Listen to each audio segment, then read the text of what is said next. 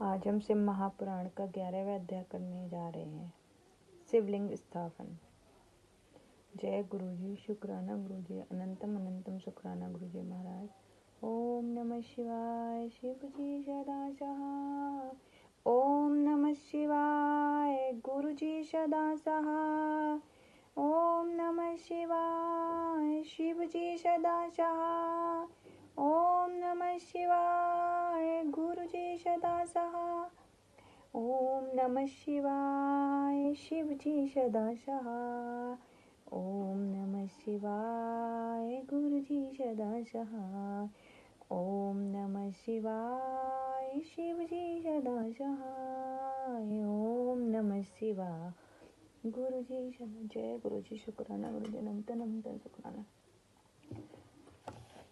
यह सुनकर ऋषियों ने पूछा, हे सूत जी, कैसे लिंग की स्थापना करनी चाहिए और उसके क्या लक्षण हैं? जिस देश अथवा काल में तथा जिस प्रकार उसका अर्चन करना योग्य है, कृपा करके मुझे बतलाइए। सूत जी बोले, हे ऋषियों, गंगा आदि पवित्र नदियों के तट पर अथवा जैसी इच्छा हो वैसे ही लिंग की प्रतिष्ठा करें, किंतु पूजन नित्य होता रहे। पृथ्वी संबंधी द्रव्य, जलमय अथवा तेजस अर्थात धातु आदि से बना हुआ जैसी रुचि हो वैसे लिंग का रोपण करें। चर मूर्ति बनानी है तो छोटी बनाएं, अचर बनानी हो तो बड़ी बनाएं। शिव जी के लक्षणों संयुक्त सिंहासन पर मूर्ति को पधराएं। मिट्टी, पत्थर और लोहा आदि के सांचे से इन धातुओं को 12 अंगुल का लिंग उत्तम होता है। यदि इसके न्यून होगा तो न्यून फल देगा। अधिक अंगुल का होने से कुछ दोष भी नहीं है। लिंग या बेर मूर्ति दोनों ही पूजा शिव पद को देने वाली है। लिंग का स्थावर, जंगम यह भी 2 रूप हैं। स्थावर लिंग तरु, गुल्म लता आदि और जंगम लिंग कृमि, कीट आदि है। विद्वान जन स्थावर जंगम में इन्हीं को संभाल कर इनमें सुख पूर्वक अनुराग रखते हैं। इस प्रकार की शिव पूजा करते तक कोई भक्त शिव जी की गोद में श्री उमा पार्वती जी को बैठाकर उन भगवान की पूजा करते हैं। इस प्रकार महालिंग की स्थापना कर उनको अनेक प्रकार से पूजते हैं।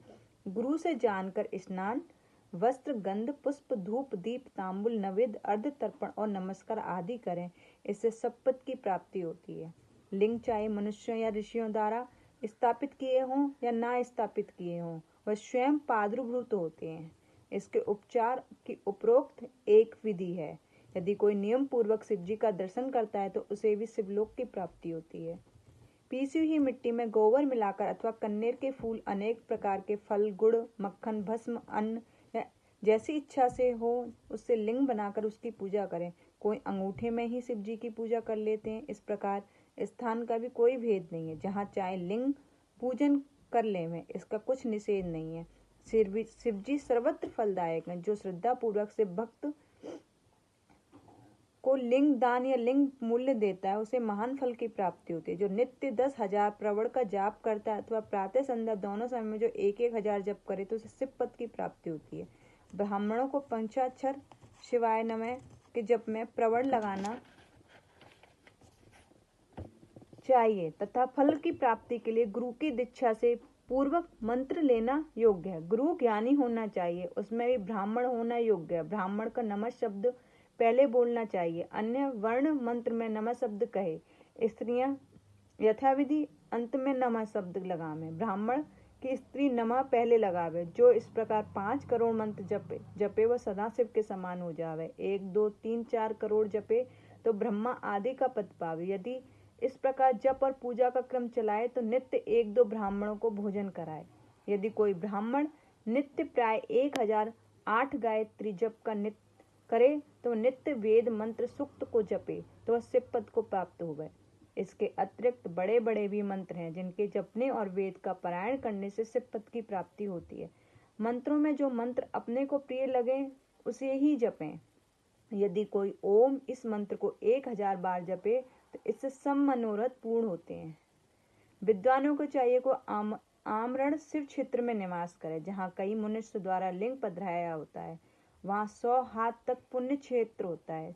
वहाँ जो भी पुण्य कर्म किया जाता है उसका 100 गुना फल मिलता है। और जहाँ ऋषियों के लिंग पधराया हो वहाँ 1000 हाथ तक और जो लिंग स्वयं निकले हों वहाँ 5,000 हाथ तक की दूरी तक शिव क्षेत्र माना जाता है, तथा उसका पुण्य वैसा ही उतना ही अधिक होता है। कवियों का कहना है कि ऐसे पुण्य क्षेत्र में कुआं, बावली, तालाब, तलाई आदि का होना आवश्यक है, उसे शिव गंगा कहते हैं। ऐसे स्थान पर दान जप करना सर्वदा ही कल्याणप्रद है। दाह, दशा, मासिक, सब पिंडीकरण, वार्षिक पिंडदान, वर्षी आदि शिव क्षेत्र में करने से सब पापों से मुक्ति कर देता है। शिव क्षेत्र में 7, 5, 3 या 1 रात अवश्य निवास करें। वर्ण अनुसार इसका भी उत्तम फल प्राप्त होता है। सकाम से तुरंत सिद्ध और निष्काम से शिव पद की प्राप्ति होती है। विशेषकर कलयुग में तो सभी सरल हैं। और इतना सुनकर ऋषियों ने कहा, हे सूत जी, अब हमें ऐसे पुण्य और क्षेत्रों का वर्णन संक्षेप में सुनाइए जिसके सभी स्त्री पुरुष आश्रय लेकर शिव पद को प्राप्त करते हैं। हे योगियों, मैं श्रेष्ठ इन क्षेत्रों का आगमन कैसे हुआ और हमें भी सुनाए। सूत जी ने कहा, हे ऋषियों, क्षेत्रों का आगमन जैसे हुआ वह सब श्रद्धा सहित सुनिए। इति शिव महापुराण विद्येश्वर संहिता का 11 अध्याय समाप्त। जय गुरु जी, शुक्राना गुरु जी। ओम नमः शिवाय। शिव जी सदा।